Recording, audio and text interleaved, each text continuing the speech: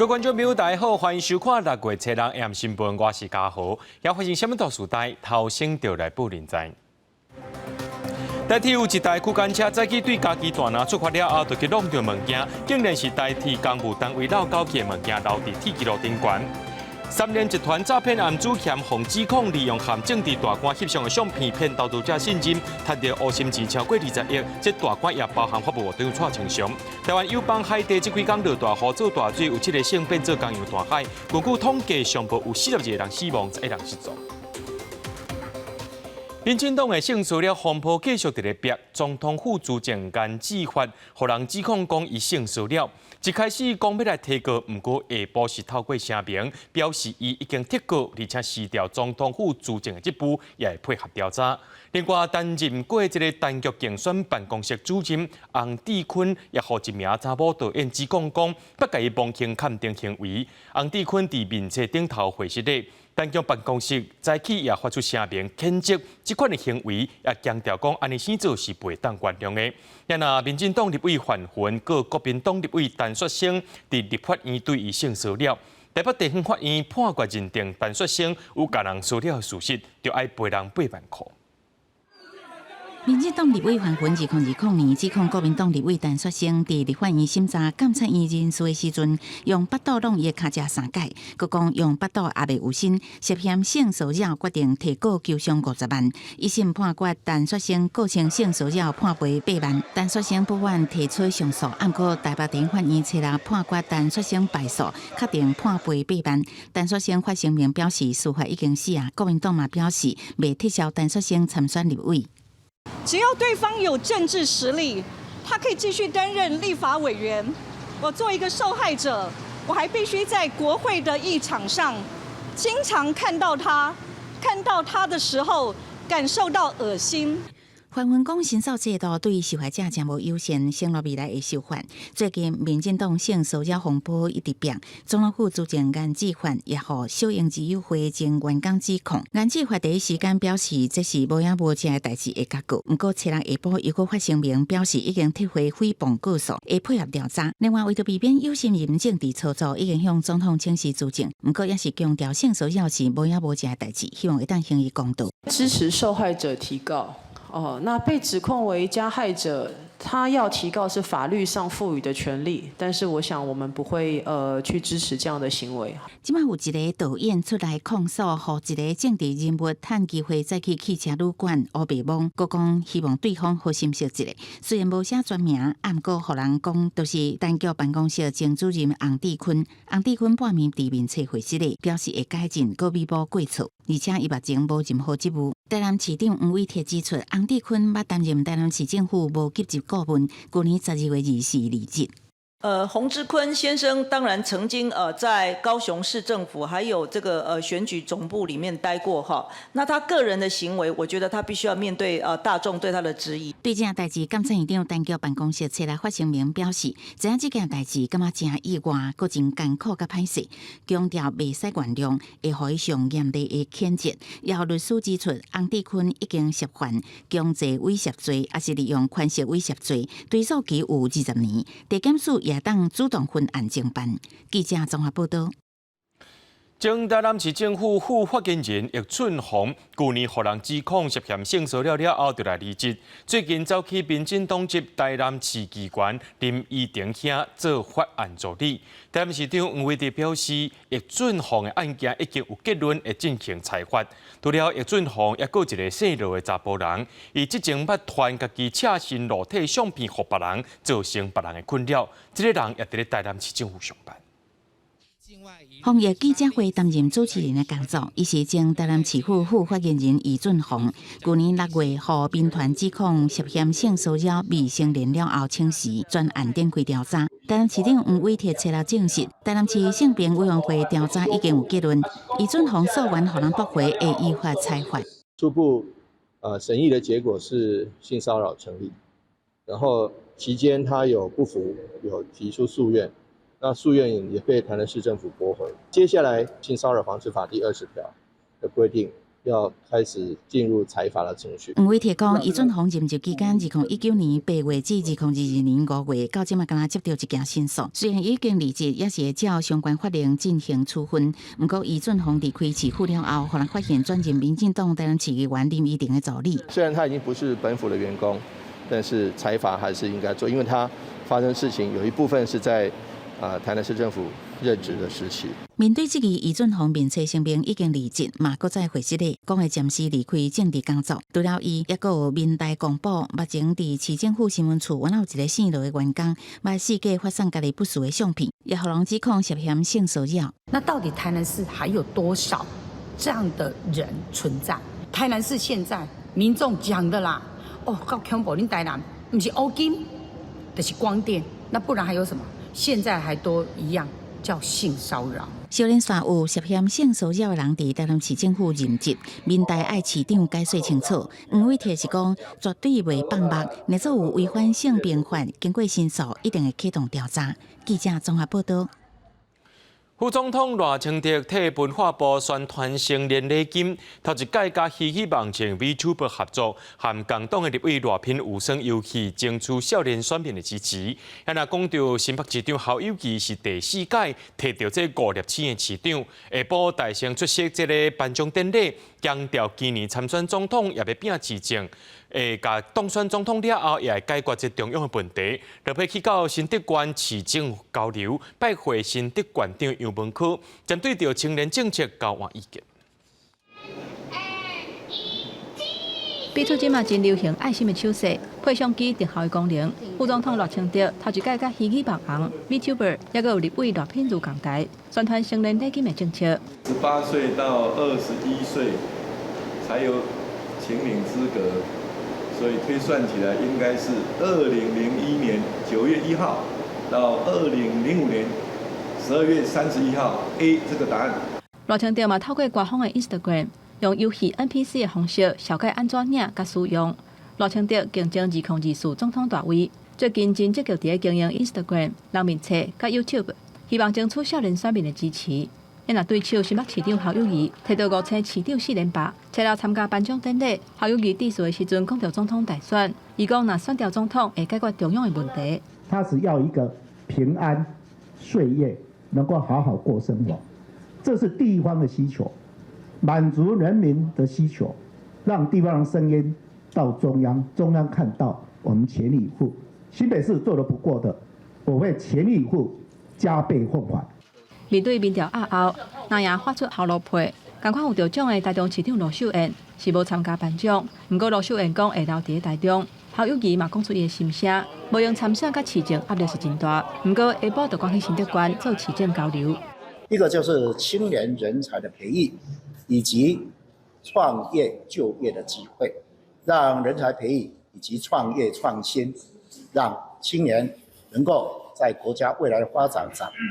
是一个很重要的关键角色。侯市长对于青年政策做得非常的好，特别是年轻人有前途，因为他有理想、有热情，怎么样让年轻人能够去创业，这个是一个很重要的课题。侯友宜甲杨文科做伙参观青创基地，是真受学生的欢迎。双方就青年政策交换意见，针对高问题讲，协会了处理的问题，爱侯友宜讲互清楚。侯友宜嘛反击。强调讲无反对核电，不过爱好好处理核废料，呼吁中央爱共同来处理。记者综合报道。高本地去日本访问3天，下晡去到将棋院见证首相麻生太郎，对话时间本底是半点钟，落尾延长到1点钟。高本地表示讲，这双方会谈的内容无方便公开，主要是讲到日本、台湾加中国的3角关系互相应对方式。对于镜头点出笑容，民进党总统参选人郭文铁访问日本第3天，拜会重量级的人物麻生太郎，是伫雅典加冕了后所见到的第2个日本前首相。两个人讲到真欢喜，原先预定半点钟的会面，到尾延长到1点钟。双方讲的相当机密啊，这个就不便在这个地方转述了。主要还是日本、台湾、中国的3角关系啊。这次还反而没有讲到美国的部分，就说这3个国家彼此应对的态度方法。鸿海创办人郭台铭4月嘛捌甲马清太郎会面，郭文铁表示马清太郎有主动提起郭台铭，不过内容无方便讲。除了见到马清，郭文铁再去原有拜会友台派政治人物日台坤会长、台下日本参议员连峰。囡仔袂使，囡仔袂使。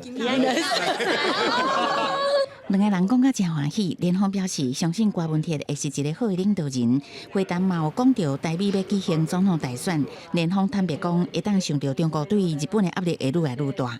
特にその総統選挙が台湾で行われ、アメリカでも大統領選挙が行われることから、中国の日本に対する圧力も強くなるとは思いますけれども、台湾の民主主義というのを私たちはどこよりも重視しています。記者綜合報道。美軍的飛彈驅逐艦將軍號頂禮拜六經過台灣海峽，中國有一隻飛彈驅逐艦蘇州號就對邊啊衝到頭前安尼衝出來。美國國防部公布錄影的畫面，講這兩隻軍艦只有離130多公尺爾。美國白宮國安會戰略協調官郭比就譴責中國佇咧台海甲南海行動是愈來愈挑工，故意要掠代誌。美國也對中國提出警告。美國海軍驅逐艦將軍號初三以自由航行的慣例通過台海的時陣，去予中國蘇州號飛彈驅逐艦為頭前駛過。美國國防部公開第一人稱的角度。畫面看到解放軍蘇州號向將軍號倒邊駛真緊安尼劃過，雙方上近離無甲137公尺，險險就相撞。這是一禮拜來第二屆中國軍機軍艦做出起事的行為。中國月底，中國殲16戰機佇南海空襲，嘛直接飛去美軍RC-135偵察機頭前攔查。美國眾議院情報委員會主席特納講，這種嘅舉動是中國侵略嘅行為，讓人唔敢相信，要求拜登政府愛明確把中國看作是敵人。There was absolutely no need for the PLA to act as aggressively as they did. When you have pieces of metal that size, whether it's in the air or on the sea, and they're operating that close together, it wouldn't take much for an error in judgment or a mistake to get made, and somebody could get hurt. And that's just got to be unacceptable. 美國提出嚴正嘅譴責，不過強調講會維持美中溝通管道無問題。軍事專家分析，中國想要把台海內海化。而且迫害區域的特殊，攏是要展現軍事霸權，對美國宣示。從這個危險的一個挑釁行動，也可以看出北京的一個思維，也就是企圖把台海內海化。那針對這樣的一個情況，美國可能也會採取更強烈的作為。美中對抗的態勢之下 ，AIT 主席羅森伯格閣一屆來台灣，國務院亞太組卿康達訪問中國，甲中國外交副部長馬朝旭會談，凸顯台海議題三邊關係愈來愈緊張。記者綜合報道。來看這條喊呱呱的新聞，這台鐵3138車主區間車早起對家己大拿出發了後，就去弄着物件，結果影響14班列車慢分183分鐘，影響的旅客有1890人。落尾調查去弄着的竟然是台鐵公務單位繞交去的物件，該留在咧鐵軌路頂頭。這已經唔是頭一屆因為施工造成意外咯，就上驚的就是這道路舊敗馬事故閣再發生，專家就呼籲交通部要介入調查，追究責任。不明鐵件卡佇鐵軌路甲車輪中央，初六早起9點44分，台鐵3138處區間車則拄為家己大拿站起步，都因為弄到這停開，影響攏總14列車，延誤183分，旅客1890人，一直到11點半才當雙向行車。據司機員回報是撞到不明物，那我們一切就等待運安會調查。車上人員包含司機跟列車長都平安。那旅客的話是請他們轉乘。這個鐵啊比排水溝掛有較大，事後調查發現是台鐵公務單位施工了後無落實完工檢查漏的，專案已經交由運安會查處。不過這毋是最近頭一件施工的疏失。5月初9有區間車佇家己南前弄到鐵道橋包廂漏的工作平台車，依然有包廂怪手高長電車線主吊線，顯示相關單位的監管螺絲靈氣。如果這些小的風險都不加以重視，它將來一定會變成一連串的大的風險。交通部可能要用更上層的單位來看看我們的監督管理，不管是 SOP 有了問題，還是在執行監督上面有了問題，去嚴加檢討。专家是讲，施工现场的清理也是维护这个标准流程，关系到台铁的行车安全。台铁局甲铁道局爱严加检讨，是安怎标准流程无法度严格执行，同时嘛应该爱有处罚机制，袂当宽容，才会当避免亲像太鲁阁号意外的悲剧搁再发生。记者综合报道。来关心这流行病毒，这个流感呢，顶礼拜新增加18个重症病例，也增加4个死亡个案，其中上届细汉只有4岁发病第7天不幸过往。另外讲到这新冠疫情来到关点，顶礼拜平均一天有28个人死亡，中重症逐天增加244例。疾管署也伫咧推测讲，这轻症人数可能来到高峰，平均一天有28000人确诊。第4波新冠疫情了关到上高峰，疾管署公布过去7天，平均每一天新增加244例并发症的病例，比前一礼拜加关1成7。死亡的人数逐天新增加28例，比前一礼拜增加4成。估计一直到7月初，拢会伫疫情的高峰，而且轻症的人数可能已经达到上高点，平均每一天差不多28000人确诊。轻症如果以先前这个通报的趋势来估算的话，有可能目前的这个高峰是落在23000到28000。若是新冠疫情，流感的疫情嘛持续加悬。顶礼拜新增加18例流感并发重症的病例，另外新增加4例死亡的个案，其中一个伫南部4岁查甫囡仔，因为着 A 型流感 H1N1 发病第7天，要是不幸死亡，而且这嘛是去年10月份，也就是这届流感季以来上届细汉去为着流感死亡的个案。经过就是入住加护病房给予流感抗病毒药物啊跟其他的治疗，不过它因为病程变化的还是很快，所以是在发病的第7天，因为这个并发脑炎不幸的过世。咱高雄中正以后是爆发类流感群聚的事件，到6月初5为止，已经有61个疑似类流感的个案，患着的人包括高中2年啊15个班级。目前所有疑似症状的学生拢已经登去厝里休养。我是自己身体不太舒服，所以就请假回家。应该也会有10个吧，像我们班上礼拜就有13个。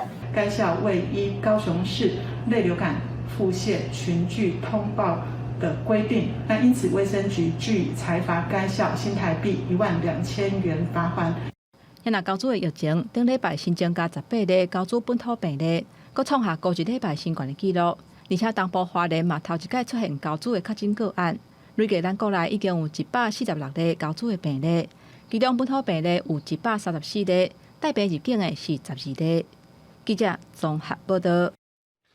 台湾对2021年元旦开始开放有莱克多巴胺，也就是正拍精的这个美国猪肉进口，不过消基会去抽查通路，查289件这个有猪肉成分的选品，所以拢无查到一件甲美国猪肉有牵连的。消基会就指出讲，这美国猪肉今年1月到5月进口量有1200吨，不过市面上拢找无，所以这食药署就要公布这寡猪肉是走去倒位。台湾开放含莱克多巴胺猪肉进口已经超过2年。根据卫福部食药署统计，敢若今年1月到5月，为美国进口的猪肉就有1204吨，伫其他会当食的部位，像猪脚、大肠头顶，也有1511吨。不过消基会上新调查所发现，市面上找袂到美猪进口的产品，到底这的美国猪肉流向倒位去咧？政府需要讲清楚、说明白。它明明是这一个使用的美国猪的这样一个原料，或是甚至呢贩卖的这个美国的一个猪肉，但是标示上呢标示了其他的一个原产地，不是美国的原产地，这2个可能性都有的。消基会表示，至今伫北中南的市场贩仔、便利超商、大卖场、百货公司等地抽样289件含猪肉成分的相关食品，其中有272件是来自台湾，15件来自西班牙，9件来自加拿大等。虽然猪肉产地标示合格率是100%，也不过所无一件是来自美国产制的猪肉商品，未来也真歹相信。若果开放加拿大全牛连牛肉进口了后，政府会当真周全的将产品公布。总计美国的产品占台湾的猪肉消费市场只有0.4%，因为美国猪肉在台湾猪肉消费市场占率极低，所以比较不容易看到。食药署强调，自110年到112年5月，国产甲数字猪肉有232万吨，其中美国数字0.96万吨，只占0.4%，各拢符合卫生标准。另外，市面上卖的产品标示部分有22.4万件次完成，杂销猪肉原料产地标示，其中美国猪肉有1521件次，占比也只有0.6%。记者综合报道。台积电今日召开股东会，台积电也强调，这客户的库存拢有伫咧降，按算后半年的业绩表现会比今年顶半年更加好。另外，讲到这地缘政治敢会影响到台积电的订单率，因为董事长刘德英认为讲是唔免烦恼，检讨认为这台湾的半导体对地缘政治有稳定的作用。股东专心听报告内容，富国新山台积电初六召开股东会，考量全球经济经过美中贸易战、疫情等因素影响，台积电随互股东注强心针，强调公司稳定快速发展，也接到不少 AI 的相关订单，也强调客户的库存渐渐降低，预计后半年业绩表现会比旧半年较好。2奈米现在还在研发之中不过现在看起来大致都能达到我们原来的进程。所以我们对这个 technology 觉得是非常有信心。台积电强调，3奈米甲2奈米的先进制程会留伫台湾。那台积电伫日本成本设厂有计明年量产，当评估设立第2座厂。台积电强调，海外设厂是试水温90%的产能，也是会留伫台湾。也咧评估到德国设厂的可能性，也毋过上烦恼的都是人才供应甲劳工的问题。做事的方法在每个地方不一样，在日本在台湾在中国大陆都不一样。那这个是我们管理阶层要去面对的，但是要求的是台积电的这个 core value 核心价值，大家要 follow。对地缘政治引起台湾生产半导体敢是安全的讨论，董事长刘德英认为，两方面袂当互相因果关系。台湾半导体颠倒对地缘政治有稳定作用。绿色制造是台积公司永续经营的基石，无论在台湾或海外，我们厚植绿色管理与日常营运。刘德英强调，台积电要作为排碳模范，也爱拍拼。台积电海外厂拢会当全部绿电，因过台湾无长久绿电会当向环保团体热切好评，是高潮倡议。呼吁台积电转型做绿电产销者，积极面对绿电开发问题。记者综合报道。带观众朋友来关心国际新闻，讲到咱台湾的友邦海地，这几天是落大雨，引起做大水，当地有10个省，其中7个变作是江洋大海。根据就因官方的统计，上无有42个人死亡，11个人失踪。另外，讲到这乌克兰南部赫尔松新卡夫卡这个水坝呢受人迫害，地区水坝民众拢爱随撤离。乌克兰甲罗西亚即马是互相怪罪，拢讲对方毁掉水坝。看家己车掉入大水呢，车主真正是目睭金金人上重。台湾友邦海地向阳伫初3、初4落大水雨，10个省有7个省做水灾。根据当地的官方统计，这个水灾上少有42个人来死亡，11个人失踪。Là c'est côté pour nous dormir et puis bah nous rad bah nous drap. Nous pas gagner encore cochon cabrit tout à l'heure. 民众撩水出门，想要去地势较悬的所在。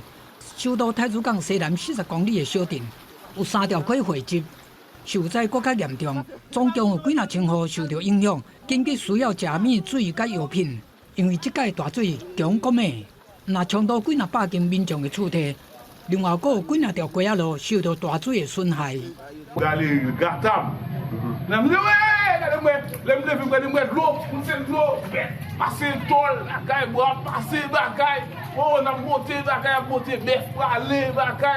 民众的厝体全烂干袂，大家拢无闲咧摒扫。根据联合国调查，这2天的大水总共影响37000人，有13400个人无厝通住。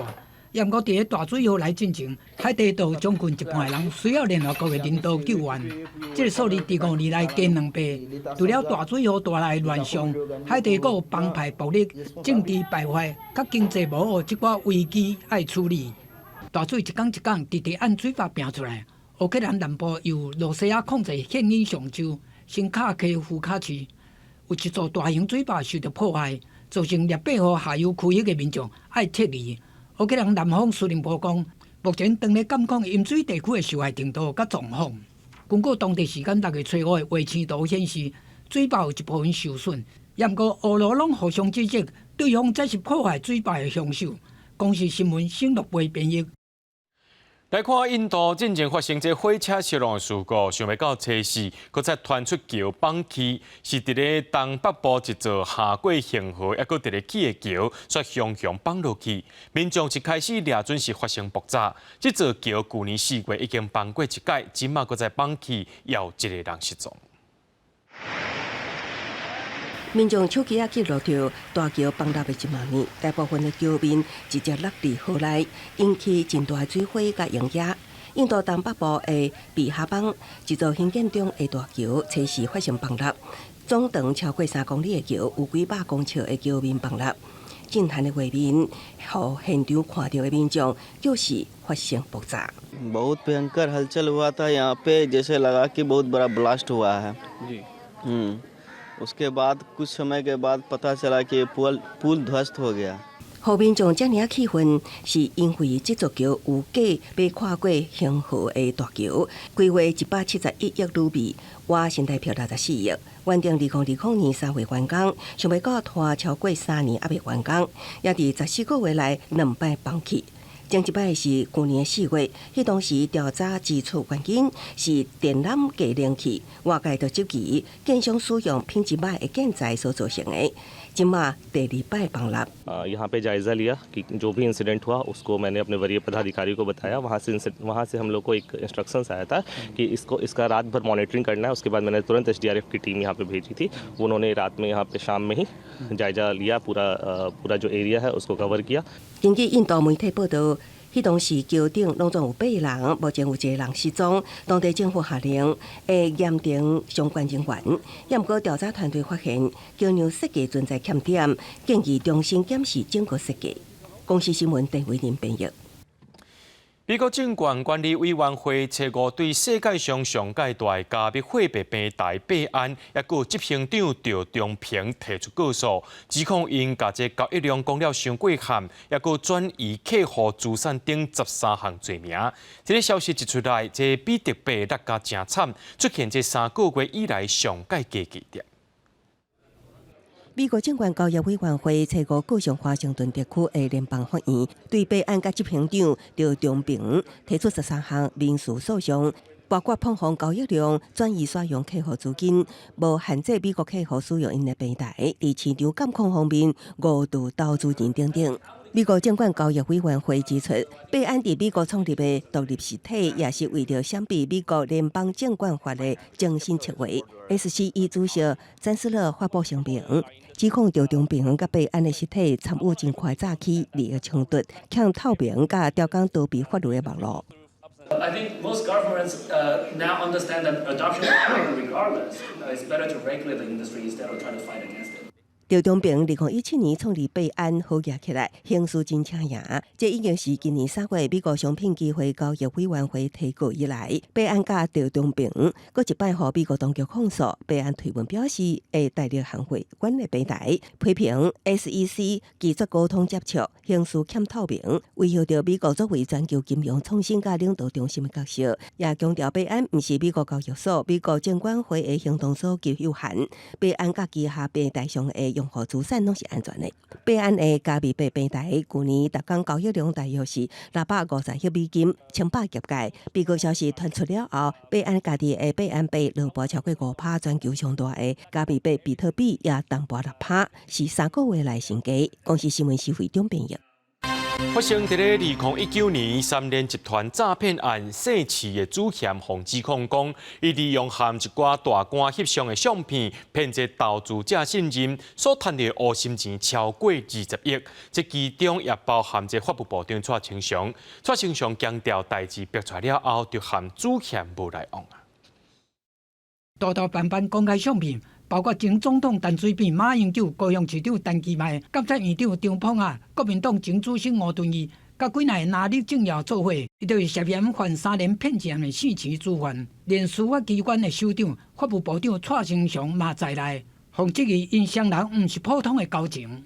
他是我在担任法务部长之前经人介绍而认识的当时他并没有任何的案件侦办中，希望大家不要用照片来妄下断言。部长洪点名，找了赶紧赔回，讲案件发生后，韩主任都无联络。案件要讲到2019年，4期的主任是3联集团执行长，讲只要交10万保证金，投资集团的产品，无论业绩好歹，每个月有固定的利润，期满阁会当退保证金。洪指控用高利润的话术，配合政商名流作为翕相，处理民众的信任，金额超过20亿。这种手路，就亲像最近公告的 IMB 金钱骗术。他缴了20年房贷，房子里面有产值啊。那业务员怂恿就是说，其实你可以做套利。我们做理财也是希望说能够把房贷的那个压力往下压。今日历史重演，毕业人找六和专家做伙出面，分享防诈要点。亲像这种不动产债权，合约内要有地政署所发的摊行管理证明书，嘛要有负责人的信用证明文件，经过公证人公证，才当加一份保护。也过查了中原财，即马嘛有诈骗集团上着商务航空公司的董事长张国伟，伫面册放广告，用张国伟的名来诈骗，讲要成立选股会，无定期提供内部资讯，下晡还有几百个人起赞，可见国内诈骗泛滥。除了靠政府查办，家己嘛要较细致。记者综合报道。300台台湾计程车甲一般计程车下晡去包围交通部，抗议上山机场试办台湾计程车接机计划向向法庭。发起抗议的数位平台预约接送将业人员产业工会指出讲，是交通部某一位处长和特定工会理事长食饭了后，向停办向甲这计划停办。交通部也回应讲，是在讨论这试办计划会期顶头有真侪反对意见。才来暂停的，也若交通部是会继续听各界意见。伫车窗弄插旗啊，才会挂红色车牌台湾客运车，下晡开始集合，尾也停伫咧交通部头前，甲规条路拢拆掉咧。台湾客运车补办目前国内机场，敢若稳准温色车身的白班客运车，甲牙牌的租赁车进入机场特定区域接回国的人客。原本交通部已经按算伫咧台北上山机场划出专区，试办台湾客运车会当载入飞行机的旅客，不过却是临时活动点。我原本的客人，我要去送他机没有问题，为什么我没有办法开着我的车去接机呢？我们只能送不能接，那是不合理的，这是以前的那个制度了啦，但是说100年不改不对啦。活动抗争的数位平台预约接送就业人员产业工会指出，世界各国的机场拢开放网络叫车，不过台湾客运车目前敢若会当送袂当接，才会提案要求交通部先伫咧上山机场试办，停单接人的专区拢已经规划好势，不过即马煞向发要动点。工会讲是交通部的处长，甲某一个工会理事长食饭了后，就放过这个试办的计划，牺牲2万多架台湾客运车的权益。这位理事长他还跟所有现场的人说，我们跟市长吃饭的时候有特别谈松山机场。他们吃了饭以后，我们所有松山机场的计划全部被暂停。这个也牵涉到机场排班计程车以及小客车租赁业的这个权益哈，所以我们现在在讨论。但是在5月26号的讨论，事实上反对声音非常的大。交通部强调讲，5月2日，由民航局、台湾客运车、甲租赁车等的相关工会开会讨论上山机场试办台湾客运车接机的计划。不过因为会期顶悬反对的声音真大，才会暂时冻点。会有工会爱理性讨论，也若300多架抗议的车辆，要按嘛采取行政院的4箍例啊，以慢速实行方式来表达因的诉求。而且讲交通部若是无好好处理，就要持续去交通部头前真正抗议。记者综合报道。台中捷运伫顶个月发生死亡事故，检讨了后呢，决定要开放驾驶面板，方便随车员若撞到状况，会当随来打动，甲这列车停止。台中捷运今宣布，这个训练已经结束，随车员会当伫3秒内面来反应，所以要甲这驾驶面板的挂砍断去，避免民众无细力去试着，但是袂锁起来。随车员徛伫咧车厢头前专心灌注，驾驶界板已经扛起来，而且打一张唔通卡的建议。台中这湾绿线顶个月发生一个人死亡、10个人受伤的重大意外了后，伊就将车厢之内的驾驶界板全停掀开，以便遇到紧急的状况，会使随时来打动啊。但是中捷6号宣布，已经完成随车员3秒之内开挂按钮的训练，现在起关闭驾驶界板。中捷是要教育，都有这种设备，然后又没办法让这个设备来发挥安全的问题，发生这种问题真的是太不应该了。还好啦，因为那是意外啊。所以现在信心是有。有啊，我也是1个礼拜搭好几次啊。民众有的认为中捷还有改进的空间，有的人是对系统有信心。中捷表示已经提出9项 SOP 进行作为，包括随车员自查确认，以及3秒之内开挂按钮等措施。交通学者是强调，进行掀挂，空添民众无细里取到的机会，而且将随车员当作驾驶员来使用，明显是改过头。盖板盖上但不上锁的情况之下，随车员开启盖板。按压紧急刹车按钮，只需要3秒内可以完成，较先前上锁时要花20秒处理，以大幅缩减操作时间，可有效提升紧急事故处理时效。你把它打开的时候，那变成那个随车员都在担任驾驶员的工作的，几乎他的80%-90%的精神都要顾那个东西，因为他很怕人家去误触那个东西啊，过犹不及啦。我个人是比较同意他把它盖回来，因为他还可以做其他的动作。专家赞成恢复全自动列车正常操作的机制，而且提起中捷公司改革袂当伤过强，后续二年装智慧型障碍物侦测系统也必须要真慎重来评估，也无将伊影响到大众对中捷的信心。记者台中报道。伫咧彰化丰原的海边啊，出现真侪海草，这鹅病拢互砍掉的，地数有一半以上的这个鹅拢死去，灾情真严重。彰化县政府也赶紧去会勘，要通报农委会，呼吁中央就要启动天然灾害的救助机制。我諗袂起來。凊彩古一个就是规大把海草，彰化丰原的鹅人要哭无目屎，因为看过去沿海鹅仔架顶悬砍一沿高高的海草，那亲像有青色的地毯，致使鹅仔在大量死亡。棵苗种就是拢已经伫保护地内底，拢无会成长，就自然已经达到爱死亡啊！自我有生以来吼，我插鹅仔头30年，唔捌拄到安尼啦。应该这是100年以来头一次啦。鹅仔人讲，规代人饲鹅仔100年来毋捌看过这种情形，今年的收成恐惊拢去了了。另外一个提早抢收的鹅仔人嘛无法度欢喜，因为鹅仔壳拢互海草填掉的，要处理爱加开真侪人工。我去咧要摕转来时歹处理啊，伊规个过条，你要甲挂一条锁啊，都爱骗几才法度啊。彰化县政府农业处紧急到现场会勘，初步认定是极端气候造成沿海海草大生团，估计丰原乡沿海鹅仔田、鹅仔死亡率至少5成。当地村长表示，鹅仔田受海流水影响变化快速，希望政府会当放领认定天然灾害补助。今天还好好的，可能明天去的时候完全就变了啊！所以我希望相关单位在这个科的部分希望是可以的可以从宽认定。科田如果有遭受损害的话，尽速跟公所通报，以利县府这边掌握最新的一个情形。那及时通报给中央，启动救助作业。县政府已经将大规模灾情通报给中央，呼吁启动天然灾害救助，佮提醒受灾鹅仔农会当甲损害情形翕相，写明翕相的日子、鹅仔田卫星定位这资讯，以利后续公告现金救助时阵会当加速向公所办理。记者综合报道。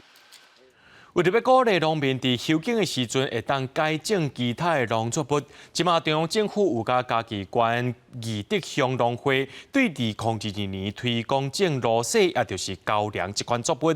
这种植面积对一开始是30公顷，增加到400多公顷。不过嘉义地区今年欠雨水，连面山压水的芦笋也同款出现农业损失咯。同一个产区的芦笋，有的已经结穗，有的煞连发芽拢无。嘉义县义德乡种的芦笋因为欠水，一寡产区的芦笋无成长，存活率嘛受影响。义竹乡西南这边的那存活率就比较差，有种了之后又没下雨，到现在很少下雨了，我们这边很少下雨，所以存活率差，而成长性又比较不好。为着要鼓励农民伫休耕的时阵改种别款作物，嘉义县伫2022年开始伫宜地地区种芦笋，去年种30公顷，因为雨露上济影响收成。农会讲今年种400多公顷，结果欠水有100多公顷收成无到3成。现场勘察，其实田区样态差异都蛮大的。如果种植的时候没有水分灌溉的话，它的缺水率都蛮高的。农改场表示，种芦笋虽然免上济水，但是生长的头前14天也是需要水来灌溉。产区会有这种情形，除了雨水无够以外，水利会提供的水嘛可能因为地势无平流去别位，所以才造成一寡产区有无共的生长情况。详细的灾害损失会统计了后，提报予中央来评估。记者林慧婷嘉义报道。伫咧高雄的高安科大，因为有企业捐2.8亿解除专案辅导学校身份，加做初5教育部退场审议会当中唯一免退场的学校。不过，台东技术学院、明道大学甲环球科技大学这3间呢，伫112学年开始就要停止招生，明年7月底停办。按算有9000名学生需要该安排，若400多名教职员也要防自欠。领到所欠的12个薪水学校也免退场教职员，报案的心总算会当较放松。记得台更关注2.8亿的高院科代表示，未来会盘点校内科系能力，向细个水的办学方向行，让学校永续经营。高院科大接下来呢，会进入到整个瘦身调整，然后还有开源节流的一个方向来进行发展。学校里面有不少科系是可以跟我们对接的啊。那这些科系，我们就好好来经营它。高院科大正做这一波退场审议唯一唔免退场的学校，不过台东科技学院、明道大学甲环球科大等3校，因为欠教师薪水，相关超过3亿，教育部几下摆开发拢无改善，决议112学年起需要全部停止招生，搁伫明年7月31起停办。学校倒的话或怎么样的话，要去到别间学校，也不见得有那么多人力可以协助我。那61位同学，虽然讲有些线上同学是其他学校不收，盼望教育部面临这些线上同学，那的一个安排啊，可能要花点心思。为着训练的环球科大有果，未来全校大约有500名学生爱安置，其中包括61名新生障碍学生。那中华的明道大学学校尊重教育部决定，学生缩进意外。比较突然从这个熟悉的环境跑到别的不熟悉的环境，就会觉得有点小小的紧张。台东技术学院表示，无都接受教育部的决定，会甲董事会讨论学校未来的处理方向。这是教育部头一摆大规模下令几间学校退场，3间学校有1120个学生爱防安置，212位教师甲214位职员恐惊防自欠。记者综合报道。伫进前，台南市教育局根据学校的需求，开出11个台语老师正式的课，真侪机关真赞成，讲这就是语言振兴的头一步。不过，着这教学资源人员就伫咧烦恼讲，因敢会受到影响。教育局回应讲，完全照法令规定来聘用的。伫教室老师带学生探讨生活化议题，这是台南上侪学生的复兴国中。台语课拢是其他老师咧教，不过下学期就有3位正式台语老师的课，因为对112年开始，本土语言放入去国中小甲高中的必修课程。教育局盘点学校的需求，专市开11个正式台语老师的课，伫咧国中。用认证的老师，也是对这个新请入来的这个老师，其实拢有这个好处啦，因会当共同来准备这个课程。因为台语师资无够，政府培训真侪教职人员去学校教册。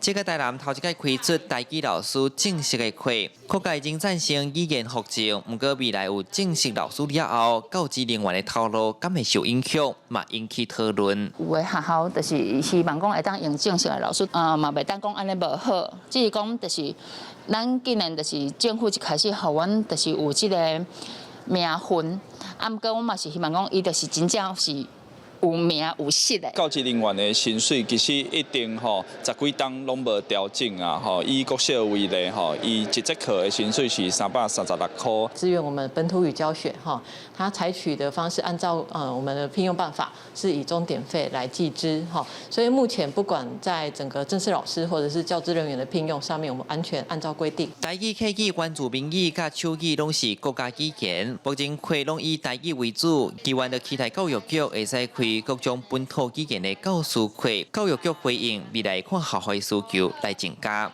记者李成武台南采访报道。气候变迁因应发施行了后，环保署逐工敲来门的电话是接袂离，决定要设一个减碳专线。下晡环保署进一步说明6月会预告3项处罚，针对台湾碳交易所国内减量价多数生产的碳权，会优先提供有责任减量的开发单位大成来卖。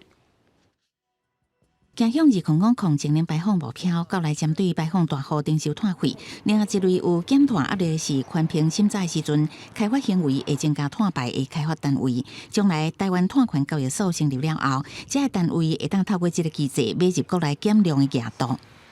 它就是在我们国内实质有减量那我们希望呢，它能够优先来提供给有这个环评要减量抵换的需要的这个开发单位来使用。环保署已经建立媒合教育平台，让民众汰换老旧汽机车变电动车的碳权，转卖给新竹科园区。亲像机车收购价1500块，环保团体认为，类总量管制制度有助减碳，不过会当认定碳权低减的项目，亲像汰换做电动玩具。加节能家电应该爱定期检视，有可能算上少真实的减碳成本。只花了1500块以上，就要把整个各级政府不要花了15000块以上的这个补助，然后所带来的那个汰换的效果，只出1500的单位，却就是把那整个的减碳效果全部拿走。调解委指出，汰换做电动玩具的抵减方式，伫国际无符合高品质碳权认定标准，应该重新调整，才会促使咱国内加速减量行动的机会。针对气候变迁因应法公布了后，各界对于减碳有一寡疑问，所以环保署宣布设立减碳专线来解决各界的碳忧虑。记者综合报道。在法国世界正出名的维善圣米歇尔修道院，在当地时间初5举行1000年的庆祝活动，总统马克宏亲身主持。另外，在埃及，讲到在13世纪所起的拜巴尔清真寺，经过16年的修复，即马总算是重新对外开放。在随行官员甲政府人士的拥护之下，马克宏阿某用行的驶过圣米歇尔殿瓦贵的石板路，参观这个有我1000年历史的小殿，甲当年吸引100多万朝圣客的圣米歇尔修道院。修道院伫公元第10世纪开工兴建，也毋过因为朝圣客真济，所以几摆扩建，到1523年才完工。法国大革命进前，马航当作感觉数百年，这一摆的1000年纪念活动，法国政府除了投资3400万美金，用15年进行修复工程，也安排各项展览。C'est la France qui a fait la France, écrivait Michelet, fille de sa liberté, pour signifier qu'il fallut un effort millénaire pour unifier, rassembler, défendre notre peuple et son destin. Ainsi, la France s'est-elle forgée contre les invasions et les éléments, les archaïsmes et les renoncements, surmontant les épreuves nées de la mer, de la terre, du feu et des airs。同款是受到重视的古迹，埃及首都开罗近郊的拜巴尔清真寺，虽然年代无遐尔久，公元13世纪才兴建，因过比起米歇尔修道院更较坎坷。埃及政府和哈萨克合作，共同投资768万美金进行修复，用16年的时间，才伫当地时间初5重新开放。公司新闻七家真朋友。在巴西里约的这个中央车头，拜一有一场真特殊的服装表演。这马道身躯顶穿的拢是旧衫，特别重新设计过。主办单位也希望推广这环保理念加永续经济。姿态万千的模特儿，喊一个摇一个行上舞台。无讲你唔知知，因身躯顶的花蕊状塔，5月14日洋装，阁有唱的汉都马古，西军挂掉真有个性的帽啊！全部拢是旧牛仔裤，也阁有铁路公司最好的保佑啊！重新设计制作的，这场伫纽约中央的车头演出的服装秀，水果城人有真侪民众拢过来观看。 Lindo, maravilhoso, a ideia é ótima. Essa temática que ele trouxe, né, de recriar peças que já não teriam mais nenhuma utilidade. 甲咸菜变做珍珠的幕后功臣是巴西一群读服装设计学生，因和当地的 LGBT 组织合作，用40个素人模特儿，其中包括非洲裔甲跨性别女性，希望有更加侪人了解资源回收有侪侪无同的方式。 Não dá para pensar o meio ambiente com aquela linguagem apenas do resíduo ou do chamado lixo. Né? Então, usar a moda para isso, para falar um pouco sobre todos esses corpos. 这场未人过现代的服装秀，让当地民众真介意。主办单位推广饮食发展的环保理念，嘛伫无形当中收到效果。公视新闻詹慧敏编译。明仔载天气是好也是歹，做回来看预报您就知。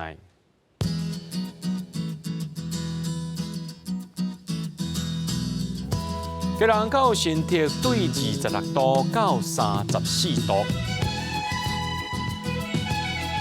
苗栗到云林对25度到33度，